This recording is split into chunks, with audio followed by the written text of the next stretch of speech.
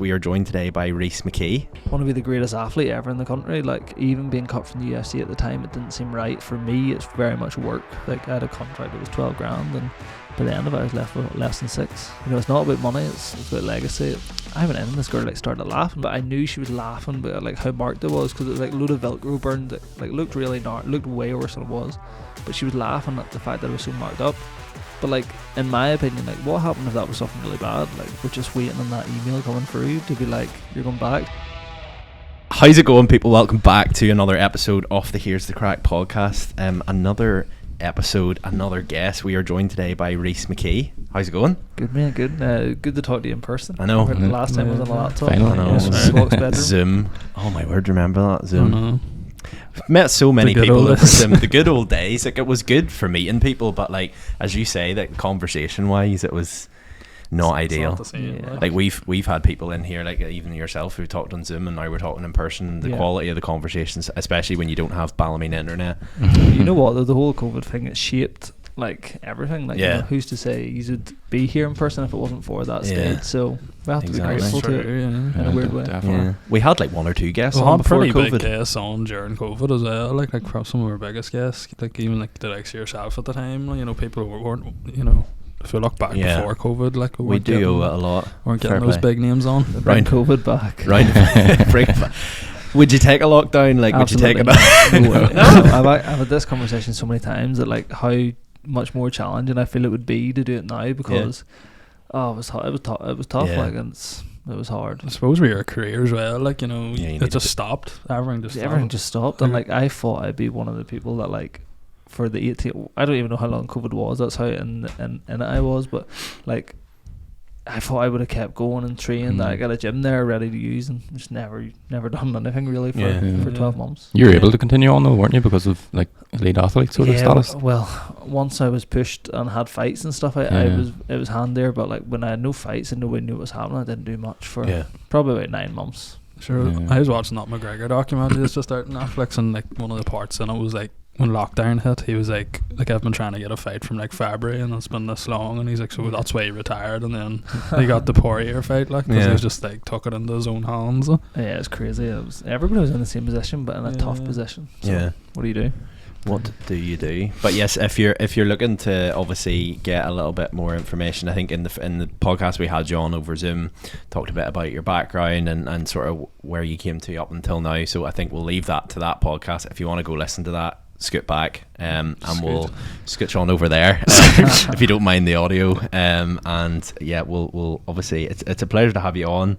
Obviously, just off the back of your fight. And you've now got the belt, which is amazing. You defended the belt. Yeah, you know what? Anytime you defend the belt, like, you're scared that you're not bringing it back. It's like, oh. Is that like a thing? Like, obviously you hear like even like the likes of that McGregor documentary and stuff. It's like this mindset where it's like, I can't be beaten. But like, when you are defending something like that, and obviously like that's your career, like that's what you're put on the earth to do, like, is it scary? Like, is there that thought that goes through your head, or is that something you just can't afford to think about? Like, defeat's the most readily option there is, you know. Like, it's much easier to be defeated than it is to win.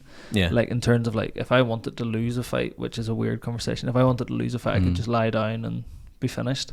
But it's not as easy to win a fight. So like, a lot of these fighters, and McGregor will say, oh, defeat is not an option. Like, you think about it a lot, regardless of what level you are.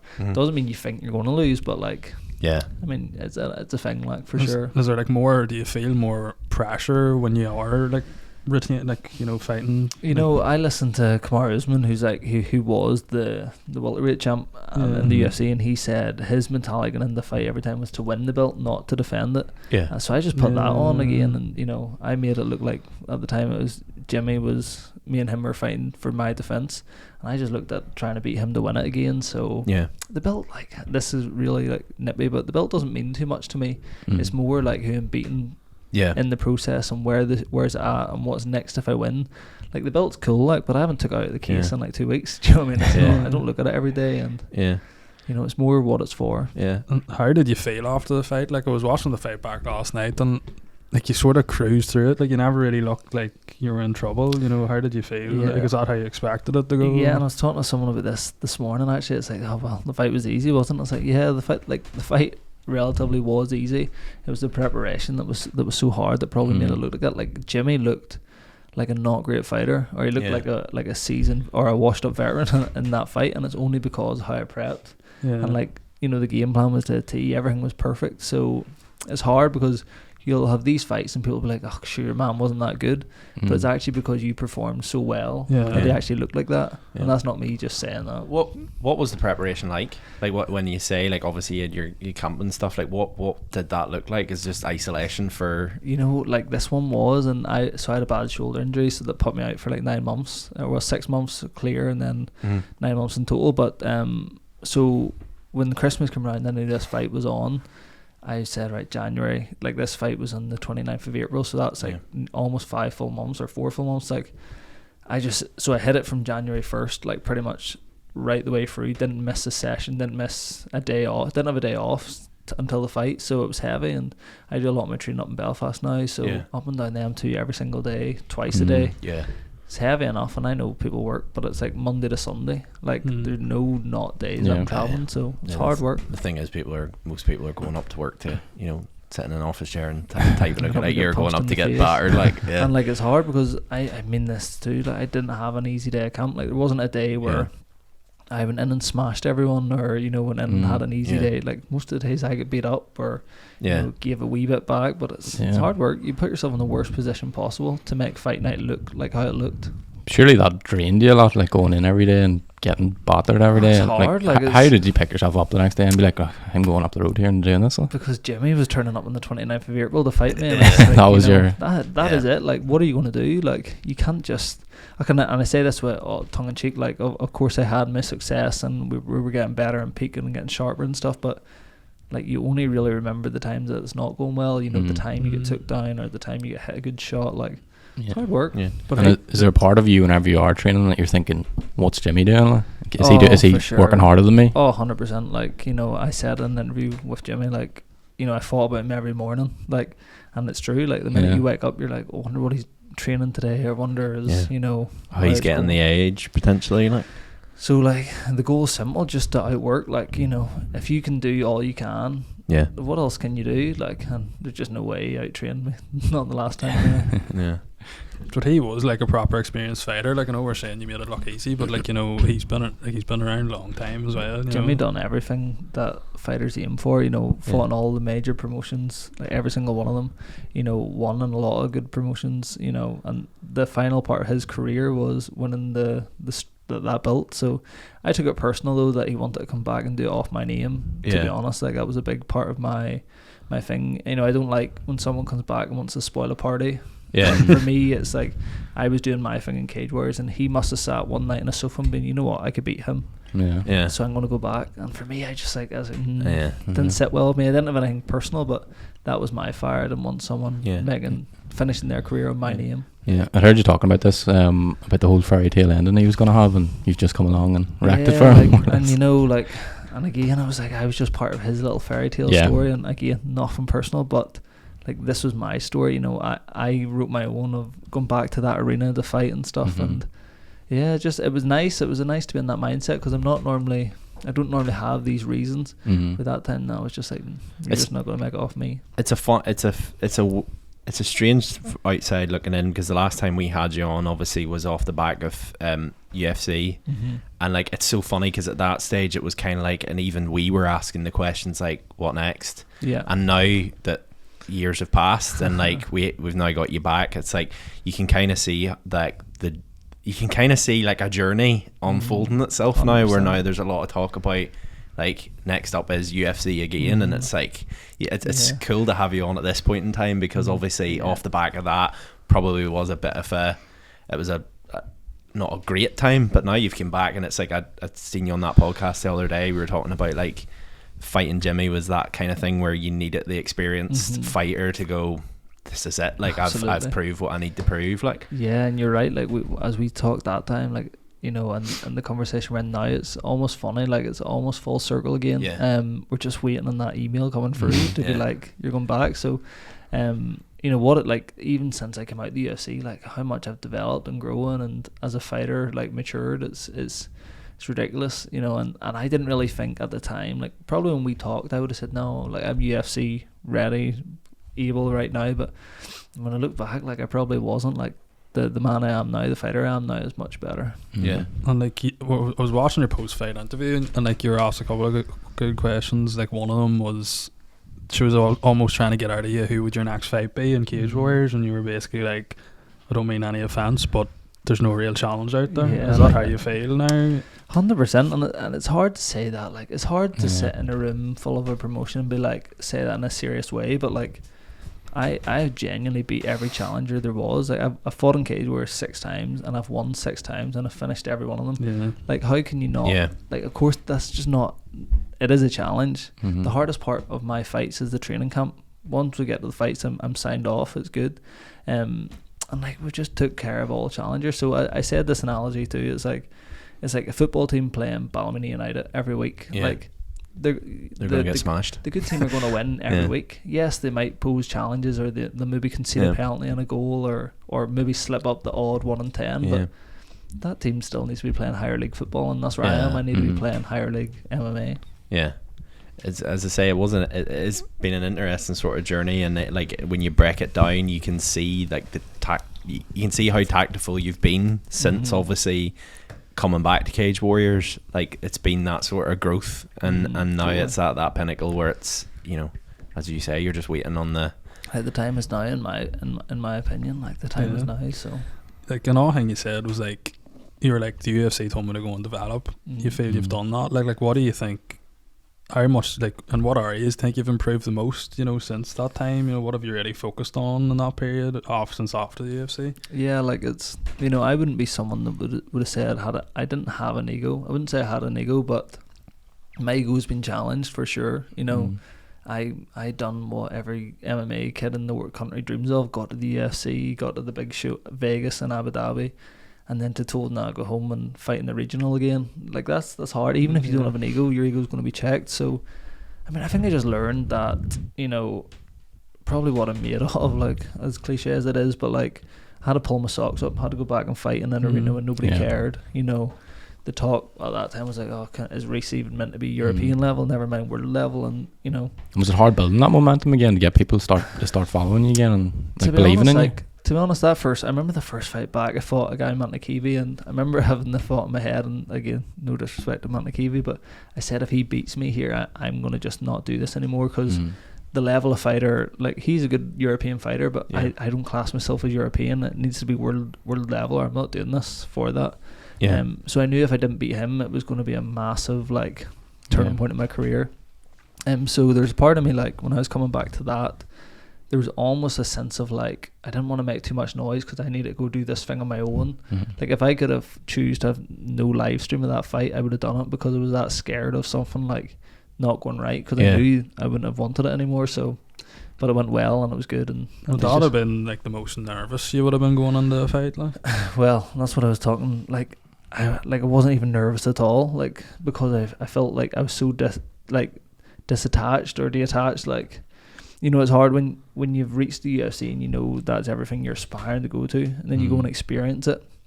It's like, well, now I'm just working to get back to that thing, so there's nothing to be nervous or pressured about anymore. It's weird. Like since I've got out of the UFC, I felt so different. Like I don't feel pressure, I don't feel nerves. It's actually quite odd. Yeah. Not sure why. Like I'm not really even know if I understand it yet. See, this is the thing I wanted to ask as well. Like we went to the Burlington fight in Belfast, and it's funny because I don't know how to put this where it doesn't, like, we were sitting up in the crowd like watching in, and at one stage, like from an outsider's perspective, and this is why I'm really interested to hear like what it's like actually in there, because you hear a lot of people, and obviously in the sport you're in, there's a lot of people critiquing, there's a lot of people giving their opinions, but they're not shutting the cage, they're not doing what you're doing. But like at one stage I remember, it probably was me, I was like, he looks like he's getting well and truly battered here, and then you won. It's like, explain that from like the inside, because obviously like we're looking from the outside going, this doesn't look. No, that you're so right, that is the worst situation it could probably be in. Is the one that you've seen. Like you know, when the referee's shouting, Rhys, you need to defend yourself, you need to move, you need to work, you need to they always say you need to show me something, and that's to show them you're still in the fight. And I remember giving them thumbs up and being like, I'm fine. But then, meanwhile, I have a 19-stitch gash across my forehead. Yeah, and like, it was crazy, and like face was crimson mask. But like the feeling, like, I can only tell you this, and you can only trust me when I'm saying it. I did not know I was cut. I did not know I was bleeding. Because that's what I was thinking. Like whenever I was looking into that, there, like obviously everyone else watching the fight can see you, but you can't see you. Like I can't see me. Like, Did you know you had that on your face? Like?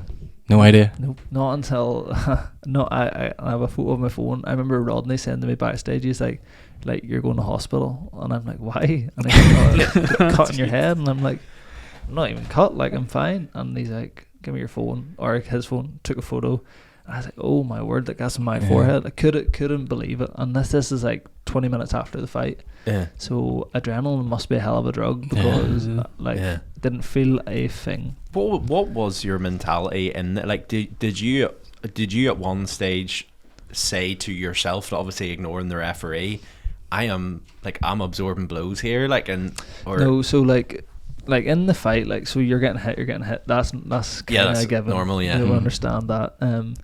When the referee says that, you know you have to act a bit different to show him that you're fine. So like not one stage was I ever like, oh, I'm in trouble. Never ever did I think that. I only was like, the ref's going to stop this because I'm not showing him what he needs to see. Yeah, you know what I mean? That's weird. Like, you're playing the game then. So how to do that? Gave him a worse position because it looked technically better and looked like I was doing something. And then he cut me with the elbow. But then I knew, like, I remember getting up at the end of the first with Justin. I said, that's one done.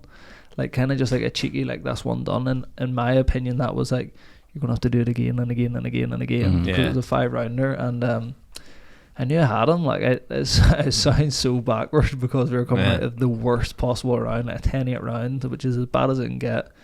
And I just knew, I knew he couldn't have done it again. You know what I mean? It's very hard. Like, there's nothing more soul destroying when you do something and go for it. And see when the ref's shouting for you to finish the fight and you're putting 110% effort in, and then end of the round you have to do it again. That's soul destroying. Like, was there ever a moment in that fight where you were like, "Fuck, I might not win this," or was it just you were just hyper focused the whole time you were going? I remember I was in a really bad position. I went to a really worse position, and the crowd were like, "Yes!" Like, and I was like, "No, like, you don't understand. This is worse." But like, I mean, there's times like in that brief moment, you think, these people are here in Belfast and this isn't going well. Never is there a case of like, I can never ever see myself in it during a fight in my imagination of standing there with his hand raised. I'm always like, I'll just find a way to do it. No idea how it'll happen, but that's when it gets to that stage though, like when it's sort of going the distance. Is it in your head, like, say maybe you're thinking, fuck, I don't know if it's the points to win this? Are you thinking, I need to get this knockout in this round? Is it? Like, I've been in situations going into the third round when it was like one apiece, and I knew like, oh no, like if he gets his game plan off first, he wins. If I get mine off, I win.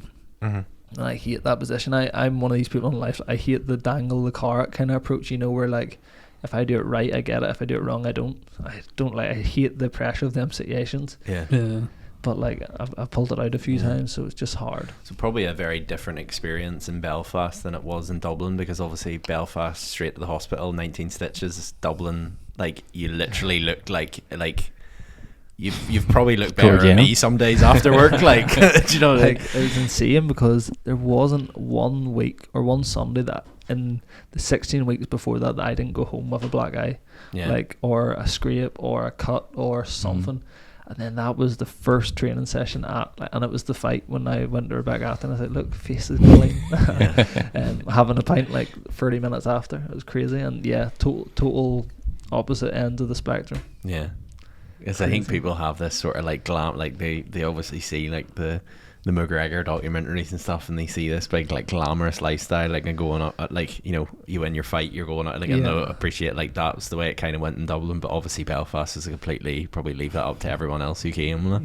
Absolutely. And you know, like even the Belfast one, I remember like people ringing me and like, where are we going out? And I'm like, I'm in the Royal. Bring a carrot up to the Royal. You know, there's absolutely no chance of me being seen in the next 5 hours. So you do your own thing. You know, I think people do have, like, even talking to ones in the gym and stuff, like, it's a night out for everybody, and it's like, you know, it's a big hurrah for everyone. But for me, it's very much work. You know, the night out is redundant. Like, it's not a night out for me. It's like if I don't win that fight or perform, I'm going to the hotel and going to sleep. I'm trying to get rid of that weekend. If I win, I might have a drink, but it's still a successful night's work. Like, you know, it's the cage door isn't shut, and then you're going, I can't wait to get this read up so I can go out and have pints. Like, it's, as much as it's a social event, it's not like it's work. Well, Belfast is good crack. You missed the gigs. You're listening to what I heard everyone is, so everyone had a good night. But it was cool from like the outside looking in, because obviously like it was such like a emotional thing to watch from like the crowd, because obviously you see like the person who you've came to see, and then you're kind of looking from the outside going, he's taking some shots, and then the next minute you win, like, and that's like when you hit that shot, was it like with your right or your left, and just caught him? I was like, holy we were fuck. on stone mad. Like Ross was saying, you were watching the fight and you were a bit like, fuck, like he's getting a bit, and then you hit that shot and we were like, holy fuck. You just knew then that is the greatest way, in my opinion, to win a world title. Like, you know, depths of defeat, depths of winning, depths of defeat, and then winning. It brings another side out of you. Like we've been watching a couple of United games and stuff, and like it's like, you know, when they score, you're like, yep. But like whenever you put him down, we were like, let's go. We were all looking at each other going, let's go. Like, people are screaming the way they've never screamed in their life. And even like obviously some of the people who go to your gym, I would know, and like through not going to expose ourselves greatly here, but we jumped the barrier at the end and like went like got a picture beside the cage and stuff, and there was a couple of people come up to me, and like quite people that I would know who I would classify as relatively like passive. They were like, let's go. Like, all right. It puts people in their different light. Like, you know, there's people in the gym that said they would never go, and then they were at that last one, and you know, they have a taste for it now. I'm pretty sure I fired my drink up in the air again, and I was like, now thinking back, I was like, that was probably like 15 quid. Like, I wouldn't do that on a normal night out. Like, that's why we've got you back on. Shay's going to push you. He wants 15 quid. I done a thing after the fight where I made everyone send me their like fan videos, or like not fan videos, sorry, that sounds really like big headed, like crowd videos. And but like one of my favorite thing to do is like seeing people that you know not in that light. So like I seen people like older people than me, and like people that are just so like general calm, real professional jobs, and like screaming and like chucking pints, and it's like, I'm happy for you. Like, I'm happy to see people in that light. It's class. Like the thing that I wanted to ask you as well, like obviously we've talked about like you in the ring and from the outside looking in, and obviously things are a lot different than what people perceive it, but from the outside looking in as well, on the build up to a fight, like there's this whole thing about like the beef and like the rows and all that's had, and like a lot of it's obviously people perceive that as like to build up a fight. You don't really get involved in a lot of like, that wouldn't really be your thing. You would obviously say your piece, but at the same time, like you wouldn't really be calling a lot of people out and being like proper. Like you obviously see people going mad. I find it hard to have a beef if I don't have a beef. Do you know what I mean? Like if someone says something that I don't like, and it has a reasonable reason for me to be like, I don't like what you said and we're gonna fight, then I'll say it for sure. But I haven't found that person that's annoyed me yet. And I think, if I'm being totally honest, I think one of my biggest advantages in the fight game is how I'm like that. Like it would take a lot for someone to piss me off, like, to the point where like I know I'm gonna fight this person anyway, so like you can piss me off, but I'm gonna fight you soon and do my bit then. But I think people maybe it gets under people's skin how they can't get under mine. Do you know what I mean? I'm very like distant from like the emotion of it. I'm just there to fight. Do you think that like composure helps in the ring? Like, do you think? Oh, 100%. Like, absolutely. Like, you have people there. Like, Justin fell to the occasion of Belfast for sure. Like, you know, he had everything won, signed, sealed, and delivered. He probably seen the papers on Sunday morning to say he, you know, ruined Rhys's home show. But if you don't finish the job, you don't finish the job. It's, you know, I think my composure on the job like probably helped me. You can't. Someone said once, was it, you don't play the occasion, play the game. You know, you can't fall to what's going on, or if you know, Jimmy was talking mad shit about me for 8 weeks, still gonna fight you the same as I would have. Would you ever use it as like motivation? Like obviously you're very calm now, and like whenever you're in, say, like interview with your opponent and they're saying shit to you, like obviously you're being very calm there, would you ever like think of it in the ring to like spur you on? Good question. Like, I mean, I suppose I just haven't really got it too much. Like, I haven't just been in that position. I mean, I fought a few people I didn't really like, to be honest, but not because of any reason, just because they gave a weird aura that I maybe didn't vibe with or something. But I wouldn't really motivate. Like, the only motivation for me is like myself and what it can bring for me. Like, you know, and I fought some real nice guys, some guys that were really, really nice. And, you know, I remember you ever feel bad about beating people then? Well, that's what I was going to say. That's how detached I am. I don't like, because I don't look at it like that. It's just for me. Do you know what I mean? Like, I remember fighting a guy, Hacken Foss in Cork, and he had a young child or something. For some reason, I seen this before the fight on social media. I was like, oh, he's a cute wee son. It's all very nice, but like, his work, like, I still have to detach yourself from that. Like. So, as much as I'm detached from the idiots, I'm also detached from the nice guys, and just have to look at it as a person. Yeah. But even after the Jimmy fight though, like, even though you're saying it pissed you off that like he called you out and it's almost as if it was going to be an easy fight, like, you were singing his praises after the fight. Oh, and for like, sure. So like, it's good to see that side of it as well. Yeah, I would say I'm the exact same now as I was after the fight with Jimmy. It's, you know, it's like, respect anybody that's doing their thing, and, you know, he wanted to have the last dance in Dublin, which I had a lot of respect for. Respect that I was the last dance partner he had, but yeah, it was nice to give him as a moment. But like, I left with the belt, so I'm happy. Yeah. You're now 3 wins in Cage Warriors after sort of UFC, and now UFC's very much like that email. It's coming, like, it's looming. What is your sort of thought process now? Is it frustrating, or is it kind of one of them things that you're sitting here going, it's coming? Yeah, we're definitely flirting with the frustration word now. Like, I mean, what's meant to be will be, for, like, fact. You know, even being cut from the UFC at the time, it didn't seem right. Like, it seemed so unfair. And Rhys has been shat on, and, you know, sure, look who he fought, and yeah, of course I get it. But like, in the end, it all worked out just right. So like, if it's not now, and if for whatever reason it brings me a different path or another defense or whatever happens, you know, I have to have faith that it's for the better reason. But if we're talking about the rules of, like, you know, what I feel I deserve, then it's the UFC one. Yeah. Just to go back to like that first time in the UFC, like, it's coming up to, is it 3 years now since the fight? Hectic. Like, it's like 6 days to prepare. Like, I was watching, I don't know who posted it, but like, I was watching on YouTube last night, someone like videoed the call of you finding out you were getting put in the UFC. The worst video ever. But like you could tell like how much it meant to you at the time. Like a baby in it. It was honestly like, but like, he was like, yeah, you're jumping on a plane, like, we're going to get this sorted in 24 hours. You're fighting, was it like this Saturday or something? And it was a bit like you didn't have a camp to prepare. Like, you know, do you feel like it was unfair? You had like 2 fights and that was it? You didn't really get... It was definitely unfair, but like, I think a lot of people have to remember, like, the position I put myself in, and the position, like, we put ourselves in as fighters. Like, I told my manager at the time, like, I am ready. At Fight Island, like, I'm there. In reflection, I probably wasn't as ready as I was saying I was ready. Like, you know, in my mind, I was telling, go get me someone to fight in Fight Island, and if it comes up, I'll take it. And he done it. Doesn't matter that I wasn't necessarily in the best situation. He's done his job. But like, was it unfair?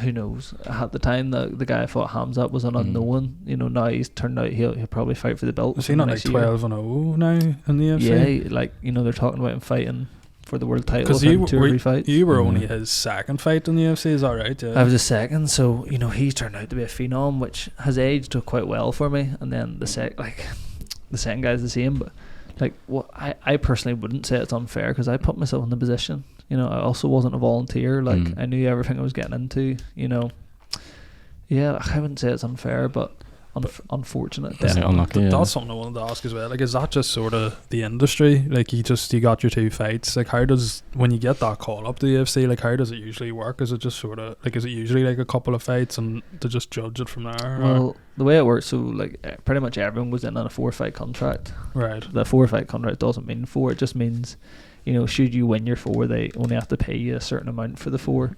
Yeah. If you lose 2 or 3, you're out the door. Like, you're not good enough to finish your contract. You know, so, but like, how it normally works, when you have the aces on your side or you're the A side, like, I'm coming in a strong position. Should I get signed now, I would expect 8, 12, 16, 20 weeks to prepare. At the time, I was doing them a favour. I'm saving them. But like, I mean, there's no thanks in that fight game. It's the entertainment industry.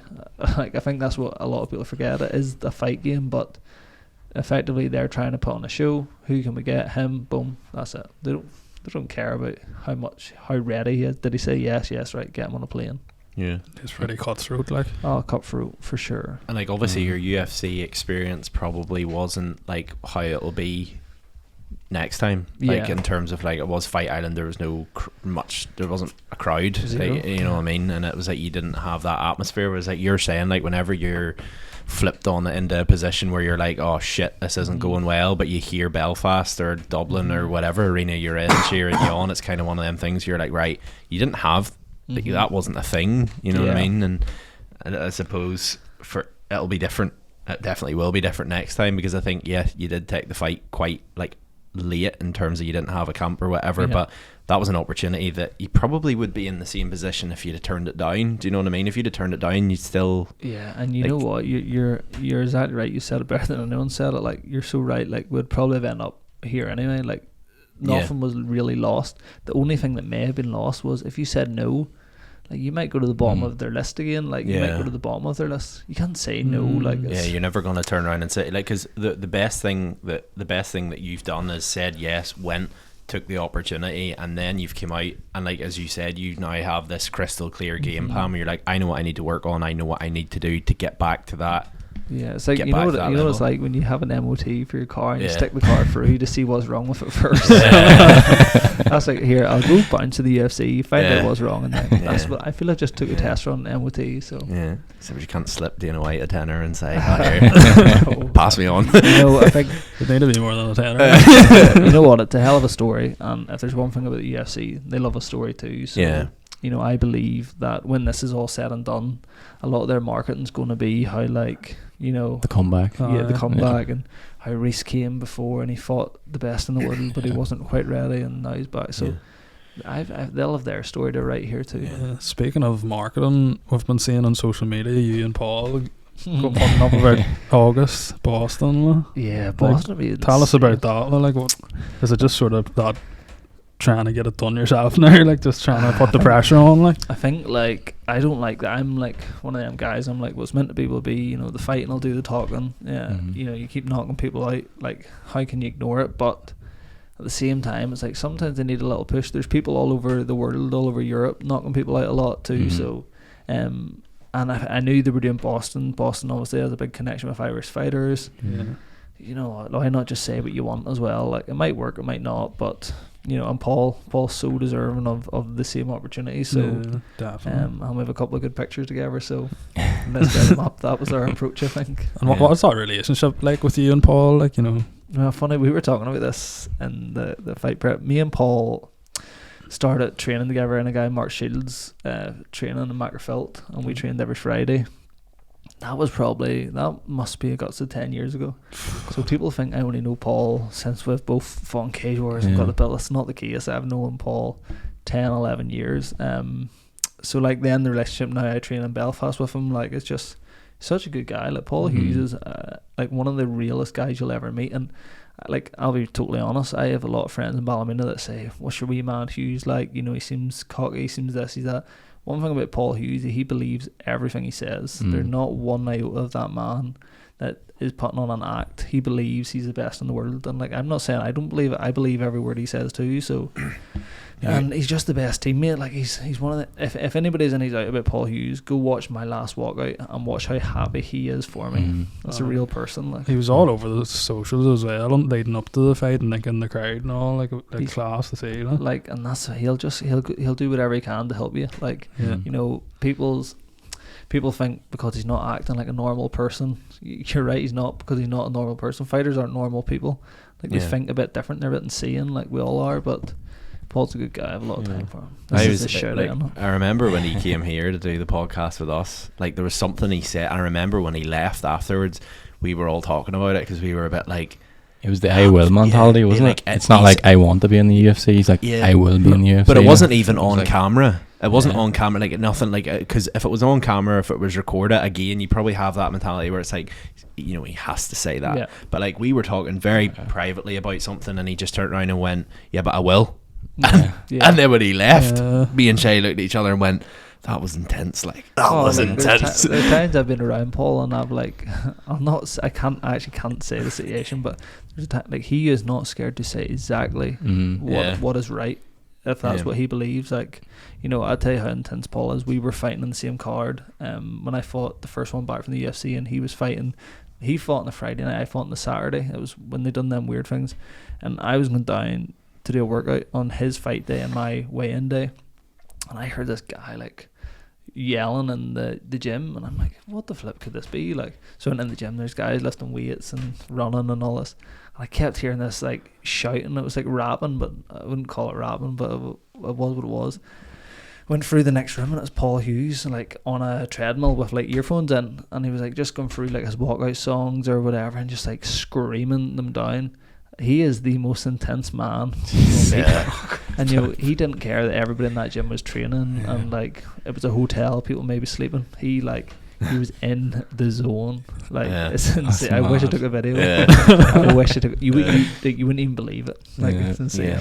And if you like, whenever you're training with him and stuff, would he be the type of person who'd really like egg you on to like do better and improve yourself? See, if like you're drilling with Paul and like you don't drill like intense enough, he's like, right, come on, let's go. Like, it's time to work. Like, and I'm not saying I'm not probably the easiest person to work with at times. Like, we all drill intense and stuff, but like Paul's just a different grade. Like, he is insane.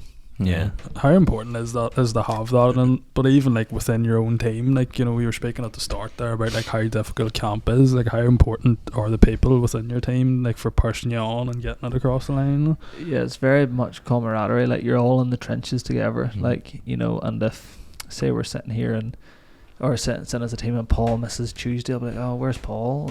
And then before you know, all the other boys that have been there the last week, hi, where is Paul? I haven't seen. Like, there's no like, you know, you all kind of sign in for a fight camp, and if anybody signs out halfway, it's like, hey, where's your man at? Like, it's so important. Like, without your team, like, there's been times I've went to not go on a Sunday and fought Big Sean or Paul or Paddy will be like, where's your man at? So have you ever got annoyed at anyone for not showing up? No, 100%. No, absolutely. Like, times you really need people. Like, you know, your last say for example, you're a perfect body type with Jimmy, and I'm preparing, and you don't come to training. Like, I really needed you that one night, you know. So you're on the phone, just like, where the fuck? And it's hard. Like, it's hard. Like, sometimes, like, for me, obviously, it's a full-time thing. It's a full-time gig fighting, and like for others, you know, they maybe have families or like part-time jobs or full-time jobs. Like, it's not like, sometimes you have to look at it outside the window for a minute and be like, right, let's be honest, it just didn't work for him. You know, stop shouting at him. What's it like? Obviously, you're talking about like life in a sort of training camp or a team with like-minded people, but what's it like outside of that, where it's like you have you're in a very like niche career, like, do you know what I mean? Like, as you say, like, you're coming home with black eyes. What's that like for like family or like your wife and stuff? Like, is it like it's a contrast? Is that hard to maintain, or, you know, like, as like anybody around me knows that, like, I wouldn't say I'm a selfish person, but I have a very selfless job. Like, you know, black eyes come first. Like, you know, like if we're going for dinner, I might have a black eye. Like, that's a given. You know, I go to the gym to take sessions. Like, I might have a cut on my eyebrow. Like, just a given. Like, this is just kind of what it is. And I think people are just very accepting. Like, there's never been a part of me that's like trying to hide what I do, is because without me doing what I do, none of this stuff's here. Do you know what I mean? So like, if say for example, you go to the gym, you come to my gym, and I have a black eye, and you're like, oh, your man has a black eye, I don't really like that. You're right, that's not the gym for you, because like, this is how the gym got here. Does that make sense? So like, everybody's, I think people are just understanding that, like, without the black eye or all that stuff, then this wouldn't even be here. Rebecca's she'd still be there if the fighting wasn't here, but like, she's super used to it now. She's super channeled. And would you ever be worried about you getting into the ring and stuff? Is that no, like, not like, no. When I met Rebecca, I had one pro fight. So she signed up for the fighting. Like, it's different if she was there before the fighting. But no, like, I mean, she'll like, if she thinks I'm having, like, that last camp, there's a lot of niggly injuries. And she pulled me a few times and said, like, you sure, like, you're all good? Like, you sure that injury's not maybe worse? Or she's mature that way, but she'll know, like, at times, like, he's just on the normal process here, or the black eye's normal, whatever. But yeah, it's all very much part of my life now, and everybody just slots in well. It's class. But it's good to have that mentality, like, because there will be people, you know, they'll see black eye, like, especially, like, well, probably everywhere, but, like, you're walking around town or something doing the shopping and seeing Rhys and be like, that boy's got a black eye. He must have been involved in some dodgy activity. And it's like no harm to Ballymena, but especially Ballymena. Yeah. I remember we actually had a gym induction. We done this thing at a time where we had 4 people come in, whatever, and I had like 2 black eyes. It was one of the like worst Mark to been for training, and I was like saying to Mark before, I was like, I don't know, I have 2 black eyes. I'm like, will I tell them? Will I not? So I went in and I was like, I suppose you're wondering like what this is about, and they're like, no, we all know. I was like, this is nice. Anyway, it's nice. The session. Do you know what I mean? But in my head, I'm like, I suppose sometimes I think that not everybody knows, because I don't assume that everybody in my life or anybody around me knows who's this guy. Like, I'm not like that person. So I remember one of the times, this is like way back, you came in to buy a photo of me in Garfin Warehouse, and the fella beside me was at the till. You didn't have you had no injuries at this time, like you did, but like obviously I knew who you were through like people that I knew, and then I remember I think it was Lee or something was like, oh, he's a nice fella. I was like, see him, he'd batter the cliche.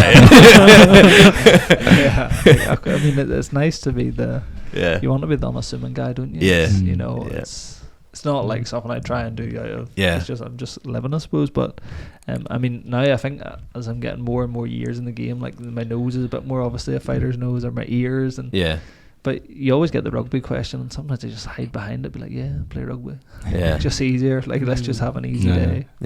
But that's nice that you're able to like kind of just say it, because obviously like I think that's really weird as well, especially now, like people are like, oh, he's got a black eye, that must mean he's done that. It could have happened for anything, do you know what I mean? Like literally. And actually I was in Tesco Express one day in Ballymena, and I have a real grief for this one, because it's really annoyed me, like this girl. So I had a black eye, lo and behold, I had a black eye training camp, and I went in and this girl like started laughing, and I was like, oh, like what's wrong? And she didn't say, but I knew she was laughing, but like how marked it was, because it was like a load of Velcro burned, like looked really looked way worse than it was, but she was laughing at the fact that it was so marked up. But like in my opinion, like what happened if that was something really bad? Like what happened if that was like something that'll not even bring the tone down? Like, do you know what I mean? It could have been something very serious. And rather than her just not do anything, she had a like laugh, and I was like, I'd love to pull you in that and say like, you shouldn't, like that's very rude, like, because you could have went through something like even a car crash to be less traumatic, but like, you know, or you could have got beat up, like. And people find it really easy to use that. You probably have got that expression where like people go, oh, were you talking when you should have been listening type thing. That pisses me off, like that line, that's how you're like, like I remember, so true, like, not ideal. But you always give the other one, you want to see the other way. The good old. It's true though. So like going back to like the UFC, like what is the ideal scenario here?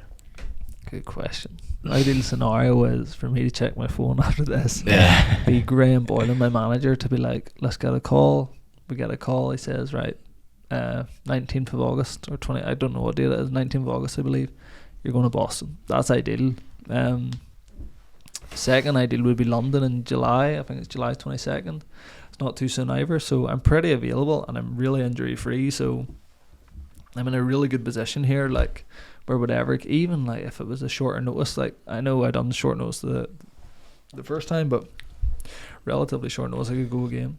Does that play in your mind though, like in terms of like training yourself, like maybe you don't have a fight lined up, but you're thinking, fuck, like the UFC could call this week, like do you always have to be ready, like?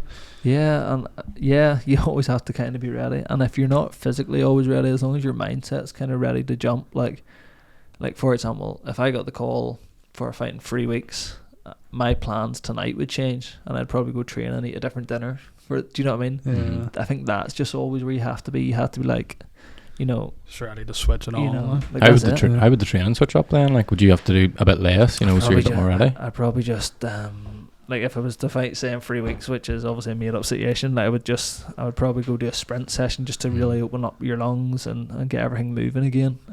Just really get hit the ground hot. Yeah. But like that being said, you know, I'm just after that 16-week camp.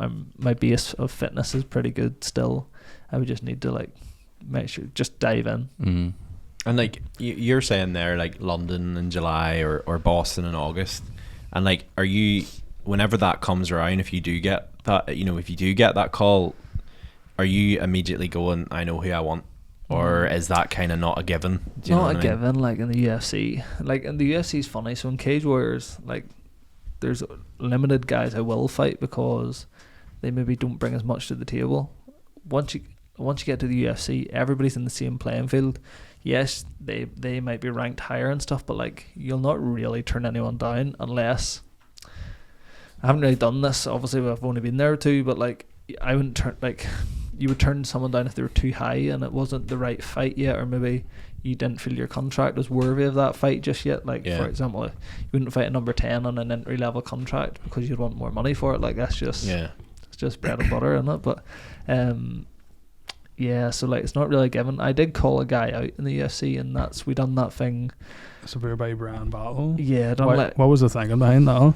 The thinking is that this was exactly the thinking. I done a Q&A box. Who would you like me to fight? And I tagged the fighters in it, and he was the first one who replied. It's like perfect. Yeah. So like, you know, it's one thing to like call out a UFC fighter because of course I'm going to, but to have one respond and them like, yeah, I'll fight this guy that's not even here yet, says a lot about what I bring to the table. Do you know what I mean? If I was in the UFC and someone outside the promotion called me out, I'd be like, you know, you're not even here yet, kid. Like, you know, 100%. Where he actually has come out and said, yeah, like this is a good fight. You know, I'll get his belt, whatever. And I mean, he won't, but like, what way would that work if someone in the UFC did call you out and that fight was like arranged, but you're not in the UFC? Would you like? How does that? How's that set up? That's kind of what we're doing. We're kind of just trying to dangle the cart. So the UFC matchmakers know there's a boy in the UFC who wants to fight this guy who's outside of it. Then if this is my thinking, they would maybe look at me and be like, well, is he worthy to be here? Oh, that's the boy we've had before. Boom, get him back in. That's how I see it. Yeah. And would that be under the UFC that you'd fight then? And he's not going to fight him under Cage Warriors. I know, but would he be allowed to? Like, is that perfectly fine to do like, that? Well, as long as the UFC matchmakers say I'm worthy to go in. Yeah. Which again, so that wouldn't be him going from UFC to Cage Warriors. That'd be you going. That'd from Cage. Be the maddest. But like, as you said there, like as you said, you're going into UFC with a Cage Warriors belt. So does he? Like, if he beats you, is that kind of? I go to the UFC and this belt's redundant, but it's more like he'll just say like he wants it in. He said something. Yeah. He said something the other night. I can't remember what he said, but he wants to be the here to it, or there to the throne kind of thing. Yeah. So, but for me, I look at him as my hook in. You know, and the fact that he's responded to it is, it's funny. Now it's good. Yeah. And how does the process work? Like, I know you're saying about like, oh, you're waiting on an email from your manager. Like, is it just waiting for someone to reach out? Is there like nothing you can do? So he's in the conversation stage with them. Like that's just like, I don't even know what that looks like. I would imagine it looks like, I have these guys, Rhys is, he's 13-4-1. His last 3 fights have been finished. He's had him before. I presume that's how it goes. I presume that's how it goes. And then I just get told when it's like, yep, we need him. Boom. Then ring Rhys, tell him. Yeah. Bosh. What is it, if things go the way you want them to go and you're back again, what is the end goal? What are you gunning for? Like, once we're in the UFC? Yeah. I want to climb to the title, for sure. Just start winning fights. So, I want a nice steady rise. Like, it's probably going to take me 6 or 7 fights to get to that contention, which I'm totally fine with. Like, I'm only 27. Yeah. That's going to take me to 31, 32. Like, by that time, hitting your athletic peak, and then start challenging like the top 5 in the world. Like, is what I want. But when this is all said and done, like, I want to be the greatest athlete ever in the country. Like, and that, I know that's brave, but that's any sport. Like, I want to be known as the way George Best is known, or Carl Frampton. I want my face painted murals all over the country, to be honest. Yeah, that's what I want. Like, it's pretty cool. It's mad. You know, it's not about money. It's about legacy. It's about the stuff that you can't hold. You know, a lot of people talk about the money side of the game, and this is not what it's about for me. Like, and I sit here, I'll say it straight to your face, I make as much money, if not more, in Cage Warriors as I will in the UFC for the first while anyway. But like, this isn't a money thing. Yeah. So whenever we had Paul on, he talked a lot about the money side of it. He says, like, a lot of people think, oh, you win your fight, you might get like 10 grand or whatever, but like, even after that, you're not even getting that 10 grand, and a lot of it's hectic, like, going around you to different people and things. When I fought in Vegas, well, it's public knowledge in Vegas, like, I had a contract that was 12 grand, and by the end of it I was left with less than 6. Yeah. What's like, how's that, like, there you've just fought, it was a title fight basically, you retained your belt, like, what's the sort of money you're talking about, that sort of size of a fight? Well, this type of fight, like, it's all sponsor based, like, your fight purse is coming from sponsors, like, you know, but you know, you can collect more money than you collect in the UFC, but it's all like, you're counting on sponsors. Like, it's not through the promotion. Like, you know, you're having to go out, like, I love, like, the relationships I have with sponsors is fantastic, but like, if without sponsors, you'd be in a different position. You'd be working part time, if not full time. Yeah, you know, I mean, that's crazy. It's tough, like, because you're having to pay the people who train you. You know what I mean? Like, there's like, everything is a cost. Like, travel is like, you travel to Belfast 14 times a week. Like, you know, fuel, like, it's going to cost. You know, injuries, physios aren't cheap. Like, you know, rehab, MRIs. You know, the medical cost of that last fight's over £1,200. No. Like, and that's just to be like, oh yeah, you're signed off, you're good to go. Like, that's like half a year's wages for people. Like it's a lot of money. Like, it's a lot of money. It'd be a weird one to explain to a mortgage advisor. Like, what's it? Like, produce your bank statements. What are these payments every like 6 months or 3 months or whatever? You know, and like, we lucky enough we've got a mortgage now, and that kind of stage life's over for a wee while, but like, it's so sporadic. Like, you know, you could look at my account and like in a year, over 2 years, and I'd be like you're skint here, you had a bit of money there, and they're skint again. Like, it's just so sporadic, and you know, it depends where you fight, how many tickets you sold. Everything plays a part. But you know, like, again, it's not about the money. Like, I'm very much of that mentality of like, I want enough to live a nice life. I want to be able to use contactless at all times and never think that it'll not work. Like, see, if I have that and I know, you know, I'm happy. Like, I'm not someone that, you know, all these life coaches nowadays and how to make 100 grand in a day and balloons, how to make passive income and all. You know what I mean? Like, it's like, just shush, like, enjoy your life and live your life. You'll be fine. Have enough for your mortgage and a meal once a month in your grand. I mean, out, not just beans and cotton weight. That's kind of my mentality on money anyway. But you see, like, going back to the fighting side of things, like, you're saying you would want to be champion. Like, there was a bit of talk when you got into the UFC about, like, you were fighting welterweight, you fought lightweight before. Are you happy fighting like either weight, or like, which weight do you prefer? Or like, it has to be welterweight, if not up. Like, I would never be able to make lightweight again. Like, lightweight is 155 pounds. Welterweight is 170 pounds. And today I'm about 199. Like, and was that like, why was that just you were young? You were like when I fought at lightweight, I was like, you know, 21 right up until I was about 24. Like, 3 years of growing up, like, in that stage of your life, you get heavier and with training, so it's just a time thing with that. And it's like Osman's welterweight champion, is it now? So Edwards at the minute was with him. Edwards is the champion. But would you be like watching fights like out at home thinking, fuck, like, if I was in the ring there, I could for sure damage, like, once you're in like that like level of fighting, like, it's, you see everybody can be exposed and everybody can be beat. Like, you know, I don't look at like Leon Edwards and be like, oh, flip it, I would have nothing for him. Like, everybody in the world will, like, at that level, will give anybody a hard fight. Not a hard fight, sorry, we'll give them a solid test. So I suppose it's mad just for like the likes of us watching like the UFC and stuff. You're not watching, like, going, fuck, like, he'd kill me, like, and you're watching it thinking, you know, I could do a job on him, like, I got in there, like. I mean, there's definitely touches, like, you know, even Brian Battle fought last week and he knocked his boy out in 14 seconds, and it's like, flip, it's impressive, but like, you know, I just have to know if that fight ever gets made that he'll just not do that to me in 14 seconds, and you know, that's a lot of it's just knowing your own belief and knowing what you can do. The 155's mad. That's what say, like, to put that into, like, that's like kg. 70 kilos. 70 kilos. Fuck. And you're pretty tall, like, what? Yeah, 6'3", yeah. 6'3", fuck. But like when I was fighting at 155, like, I was a lot slimmer, a lot like. Yeah. You're not more fatigued, like energy wise. Like it's like I remember like the whole anytime I was fighting at 155, I did not want to fight. It was just about making weight. Like I was literally like a weight loser for 6 weeks before it. Like it was just so heavy. And now welterweight is nice. What does that look like in terms of like losing weight, like bringing yourself down to that? What, like, because obviously you see I was about to ask right, sorry. you know, because I was literally just thinking, I hate to keep going back to this documentary, but like if I was watching that McGregor documentary, it's pretty accurate. It was Fight Island, and he was cutting weight, and he was in the room, and he had the sort of like bin liners thing on, and he was in like, you probably know what it is, but it was like a wee fucking like almost a seat in a box. Hell, that's what that thing is. He was sitting there like, and like the basically had to lift the burn of it and lay him on the bed. Like what is that like? So like that process of having to cut weight. Like so like the 12-week process, like you'll have. So I have a guy that does it, Yannick McKee is the shout out, of course.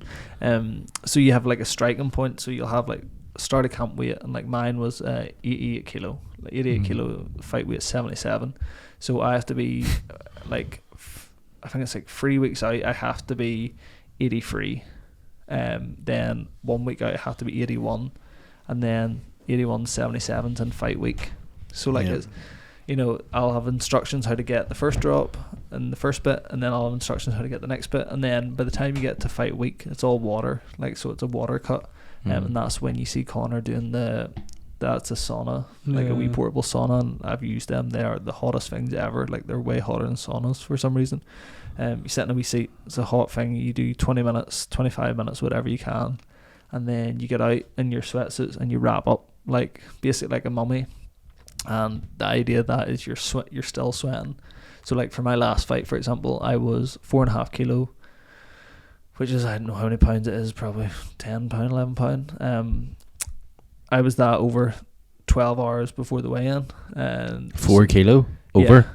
For 4 kilo. So woke up went to bed, lost half a kilo. Mindful, I'm fasting here at this stage. In the last 24 hours, you do a fast. So woke up in the morning, lost half a kilo, had about 3 kilo to go. 27-minute bath it was, just because we recorded. It's 27-minute bath, pretty hot. Then wrapped up, sweatsuits, tinfoil blankets, duvets, and lost 2.5 kilo, or close to 2.8 kilo, I think, and that was on weight. That's and like it sound like you would think McGregor's being really dramatic in that. Like I think it looked really like, oh, all right, wise up, just get up. But I've had fights where I cut a kilo in water like that, and a kilo's not a lot of weight, and it's the same effect on you because you're so warm.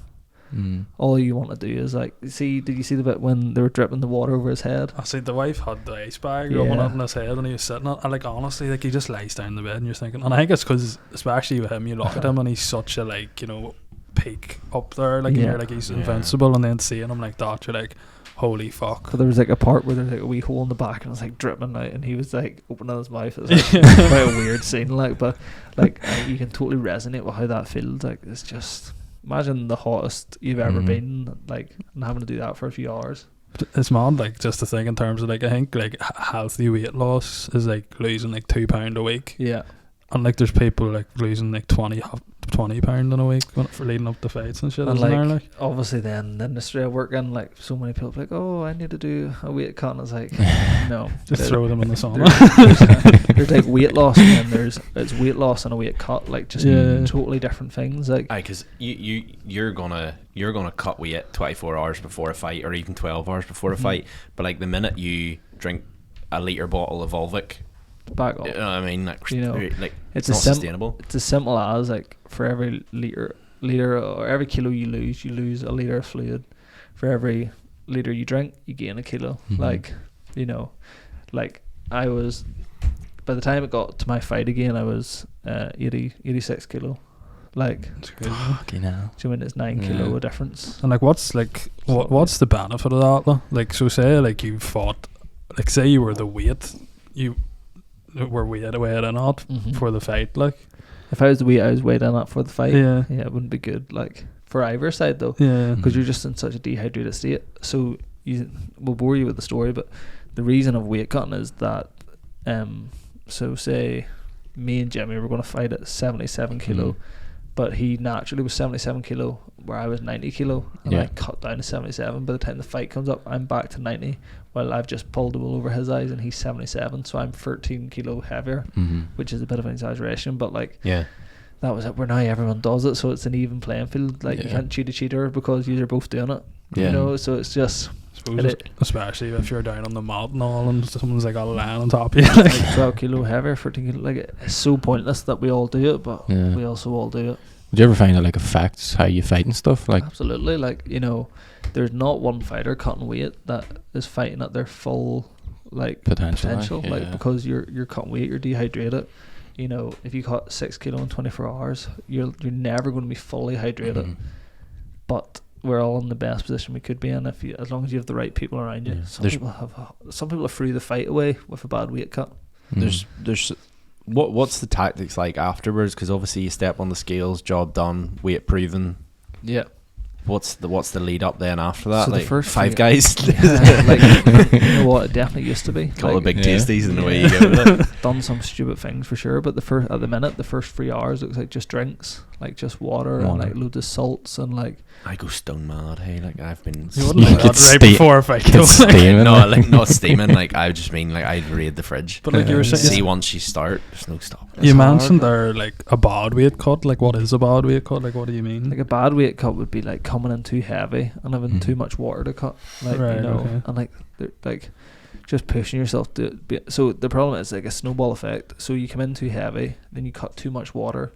And then you run out of time, and then on your rehydration, you're trying to catch everything up. So, say you have the rehydration protocol to do 4 liters of water. So, say you cut 4 liters, 4 kilo, but you come in 6. Well, who says you can even do the extra 2 liters to rehydrate back? So now, not only were you heavy, but you're now going back and dehydrated because you didn't have enough time to catch it. Yeah. Plus the bloat you can get like off bad weight cuts. You know, if you do what Ross said here and you know like go to Five Guys or stuff like that, like big trouble. But like that takes discipline. Like that takes because like I'm not gonna lie, like. Obviously, I'm not preparing for a fight. I'm preparing for a wedding, and like same thing. Like, but like I must admit, in the past like couple of weeks, I've just like I'll have this mentality switch where I'll be like, nope, gonna cut out the shit, gonna start training, start running. You've probably seen me run like absolutely pounded up a road somewhere in Ballymena, but like. I'll just have this time where like I'll go like a week and a half and I'll be like I am doing so well, I am awesome, and then I'll come in and I'll just take like me like making myself lunch, I'll cut myself off a wee slice of cheese, then before I know it, boom, half a block of cheese down. Like it's like where did that come from? So it must take so much discipline to be like, but then obviously you're fighting for as your profession. But it's still like regardless, it's still, you know, I had fights where I'd done it, like I had fights where I went in bloated. I remember like trying to get like Mark to punch me in the stomach before a fight because I felt really bloated, like just a really poor rehydration. Now I used to get really excited for the night of the weigh-in because I could go eat, where now it's like no, I get excited to eat and fight like the day after the fight.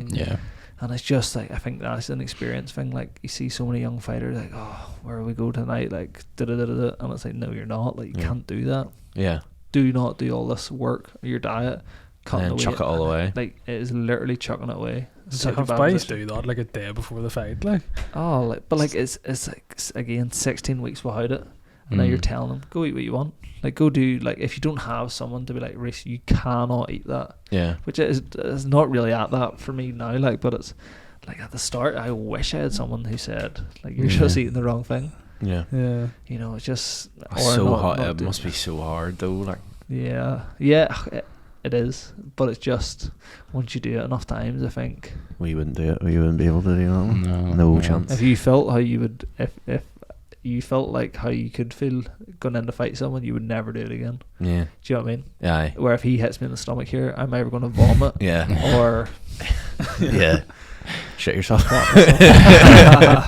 That doesn't bode well. No, I'd definitely rather vomit. Like in terms of the preparation side of things, obviously talking about like, but again, like from what we see from the outside, you see like in documentaries and stuff, like people getting hurt and all during like the training. Like, does that, like, obviously you say you come home with black eyes, cuts and all that there, but like, is there anything, you were talking about niggly injuries and stuff, like how common is that, and how big of a thing is, like, are you going, like, if you hear a pop or a shift in something that doesn't sound right, are you like, oh no, this is it? Oh, it's common. Like, you know, maybe not just like, it would take something very, very, very substantial, like, to like be like, I don't know if I can fight. Like, I done ligaments in my finger, and I now have to wear my wedding ring finger on my right hand because my knuckles like so swole. I just, do you know what I mean, like, stuff like this, part of your life is just always changing. Like, my foot constantly hurt my feet. Like, niggly injuries are like, it's just really like, have you got enough tape for training because you're taping something up? Do you know what I mean? That's just what it turned into. Like, but like, to get to the point where it's like, I haven't, in the last 3 or 4 fights, I haven't had anything where I've sat down and been like, am I making the right decision here to fight? I can't remember the last fight I pulled out of for a start, and I've always went in with injuries. Yeah. But not serious enough to affect performance. Yeah. It'll affect your training because you have no adrenaline. It'll not affect your performance because you have adrenaline. Yeah. I think that's the thing with like the likes of these documentaries, is like normal people like us are sort of getting like behind the scenes of like what yous are doing and training, and like the potential of getting injured just in like a training, whereas like from the outside looking in, it might be like, oh, he's pulled out of that fight, you know, there's nothing wrong with him. Do you know what I mean? I know, like for 99% of fighters to pull out of a fight, it must be something. And then you mix that with people with personal lives and families, and you know, everybody has a reason, you know, and that's why, like, if I had an opponent pulls out, I'm never very like, oh, your man's scared, or you just don't know what like anybody's dealing with. But I'm very lucky to touch wood, like no one really pulls out, or I don't pull out of fights. Like it's pretty strong. Have you ever had any bad injuries in training? Oh, like leading up to a fight? Saying that, actually, after my last fight, I went back. So I had cuts on my head, and I went back sparring a wee bit too early, and was wearing a headgear and like half a tub of Vaseline to make sure it didn't open. And then I was sparring with Norman, and at the time he asked me to do an extra round, and there's always a stigma in MMA, but your final round will be the one where something goes wrong. And he like picked me up and threw me, and I landed on my shoulder, and my AC joint ruptured. So like your AC joint holds your shoulder to your collarbone, to the best of my knowledge, just gone, don't, like, totally. And I remember my arm just lying limp, like I just couldn't lift it. Rodney was like, lift your arm, and I was like, I just can't lift my arm. And that was the worst injury before. It was the first injury I've ever got where when I was talking I felt myself going lightheaded, like I was like wheezy and going grey. I've had that, like that's definitely my worst injury. I smashed my orbital bone as well. I done that. Broke my nose 3 or 4 times. You wouldn't know it. It's like a button nose back. I have like an ugly set of ears. But yeah, not really too bad. But yeah, no, the AC joint was by far the worst injury. I always think on like the build up to the fights, and you're obviously sparring and stuff. Like I appreciate like you've been thrown to the ground and you've ruptured your AC, but like at the same time, how must your man feel, because he's like, you know, you've got a fight in a couple of weeks time, and I've just wrecked you. The lucky thing about that one was that was after a fight. Yeah. But if it was on the build up to a fight, like it's the worst. Like, and there's like, there's this thing that's happened to me with people before. You hit them and you see a cut appear, and you're like, this is bad. Like this is, and you almost want to just be like, here, stay there 2 seconds, just run out of the gym and drive home, because you've probably not ruined it for someone. Because you have to, like, you know, you have to break eggs to make omelets. You know what I mean? It's like, but it's just part of it. It would change like the ways you're going about training and all as well. Like, so before the Burlington fight, me and Pat were sparring, and Pat's like the coach FAI, and it was again last round, and it's like he came in to do it, and he threw like this overhand and like took me down. But as he threw it, I just felt like, funny in the fight I didn't feel the cut, but in this one, like I just felt like a stream, or not a stream, like a drip. And then I seen it like appearing on my arm, and I was like, oh, I'm cut here. And that, like, do you mean that's 3 weeks out of fight? We're not sparring no more. That's your sparring done. Where normally you'd have another 2 weeks. So yeah, you have to change it on the job all the time. It'd be worse if you were like, oh, here, I'm cut, and he was like, well, so kept pummeling away. No, that'd be a bit of a nightmare. And then sometimes, like, say you have a sore hand, you might not spar the whole camp. Fuck. Just have to make do. Like, insane. That's the fight game. It's the fight game. Exactly. That is it. It is. And obviously moving like kind of away from all the fighting and stuff. You have your gym. Yeah. It's going well. Anything? Is there anything else people don't really know that you do or anything? 2 Cocker Spaniels. Nice. the bosses. No, like there's not much. You know, my life is pretty much accessible to everyone. Like everything. Yeah. I do. I'm very open with. But I don't do a lot of things. It's the fighting, the gym. You know, have a wife, 2 dogs, and that's me. Like that's my little bubble. Like just happy as Larry. Travel where I can. The gym's good fun. Like it's, you know, it's a big yin to yang to my life now. Like it's you know, it's nice. I put myself into the fight put myself into the gym when I don't have a fight, and then when I have a fight I pull out like the gym a bit more. So it's nice. Like it's a nice balance of life. You know, I tried this time in my life when I was fighting full time and like full time. Like I mean, when I wasn't training or in between fights, I done nothing, just wait for the next fight, and I hated that part of my life. Yeah. Where now it's like all my energy goes into like, right, how can I make the gym better? How can I make the members progress more? How can I make the experience nicer? How can we get new people? You know, all that stuff. Like that's really powerful for me now, I believe. How important is that? Like to have something outside of the fighting and like to focus on? Yeah, like it's important in a lot of ways. It's important. Like I said this to a lot of people before, especially like fighters, and like I don't think there's anything more dangerous than a happy and safe fighter. And what I mean is I remember one time, I never probably said this on every, I remember fighting one time in Newcastle, and it was a big fight. Like it was after I lost the title. Me and Rebecca went to TJ Fridays or Frankie's and Benny's, and like I was like, you know, like I just fought, so I'm going to get dinner for us. Like checked out account, and like, here we go. It's like, oh, like 27 quid on my account. And I was like, or 37, and I was like, Bess, we can't like let this go over this amount. And like she was like, well, I'll buy it, and I'm like, no, like I'm buying it, even though I can't buy much. And like, yeah, like that was just like, I don't even know how I got on this, but like, where are we at in this conversation? Talking about the importance of having something outside. Yeah, like I was like, so having the gym and having like, I protect myself and my situation, and like I'm not one of these people that'll only depend on a fight to pay me. Like you have to put yourself in a good position. So like having the safety and security of the gym and a wage, and like I work there, like it's not like I just sit here. And you know, it's important where some fighters look at that as in like, oh, you're not all in the fight game, or you know, you're minding other things. It's not like that. I'm now that safe and that secure that I'm the most dangerous fighter I could be. When I wasn't dangerous as a fighter was when I was worrying about the rent of the mortgage or the bills. That was a dangerous position. Does it bring a sense of like desperation in it as well then? If you're like it has to work. Like you know, like imagine being in a fight where they said, let's say you're in the UFC, let's say you made it to the UFC, and you know that's your all or nothing, and you're in a position where your entry level fight is 12-12, so you win, you get 12, or sorry, if you fight you get 12, if you win you get 24. Like that's a dangerous position for someone that has no money, like, because it's like, again, it's dangling a cart, you're desperate, like just not the position I like to be in. So you know, I'm very much like, I'm gonna like protect my own household. I'm gonna protect as much as I can and not depend on something so volatile as fighting, because an injury ruins your career. You know, if I get injured tomorrow, I genuinely, like, financially, safety wise, mortgage wise, nothing changes. Would you say too, from like obviously stepping away from the financial aspect of it, but from a mental aspect, if all you had to look at is just fighting, is it good that you do have the likes of the gym? It can take you away from that, you know, you can fighting's get heavy, into different. like, fighting's heavy, so like, yeah, like it's just a release. Like, you know, there's something like, even in that fight camp, it's nice to like go to work for a few hours and not think about the fight, like not think about the what ifs, the what, like, you know, good or bad. So yeah, the mental side of it, like, it's a big release as well, you know. Absolutely.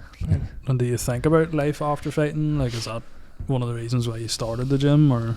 Yeah, like, I mean, it wasn't why I started it, but, you know, like, the older and older I get, even though I'm not old yet by any means, but like, it's very obvious to see where my life is going. Like, but again, my life wouldn't change too much, you know, if I was to retire tomorrow. You know, I'd imagine someday I'll coach MMA as well. That's the only thing I'll change, you know. But like, my life now is pretty much as it will be, hopefully until I'm 55, 60, and then I'll just cruise off in a yacht somewhere with 2 cocker spaniels in the Bahamas. But yeah, I mean, I'm very big on being set up for life, not just after, but now as well. And yeah. Awesome. Well, it's been an absolute pleasure to have you on in person, have you back so technically on the podcast. And obviously if you want to find out more about sort of everything up until now, go back to that Zoom podcast and listen to that. And obviously we're looking forward to seeing you in the UFC. Yeah, fingers definitely crossed. Boston, August. We'll go. We'll go. Let's go. That's a deer trip there. Yeah, but well, sure, you'll say 15 quid, so I'll forget that. But Rhys, has been an absolute pleasure. We'll obviously tag all your socials and stuff in the description. Go follow. It's been an absolute pleasure. Thank you. Thank you so much. All the best.